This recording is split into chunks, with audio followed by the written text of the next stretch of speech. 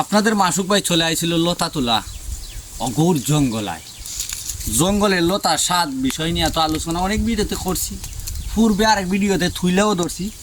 আরেকটা বিষয়, আপনাদের মাসুক ভাই যেদিকে যায় তার দুইটা চোখ বাইরে আটারের মতো। পাহাড়ি মানুষ তো, পাহাড়ি মানুষদের কিন্তু গাছগাছালি প্রকৃতির প্রতি ওঠাল বিশ্বাস। এই যে দেখেন আমার সামনে একটা গাছ দেখতেছেন, এটা অবশ্যই আপনারা হয়তো চিনেন। আমি কিন্তু এই বিষয় নিয়ে আলোচনা করার কোনো অধিকার আমার নাই, কারণ আমি ওষুধে গুণাগুণ আমি আলোচনা করার মতো ব্যক্তি নাই, আর এই ধরনের যোগ্যতা আমার নাই। তারপরও বলছি, হয়তো কখনো কোনো সময় আপনাদের কাজে লাগতে পারে। এই যে দেখেন, এই যে দেখেন, ঠিক পুরাপুরি রসুনের কালার।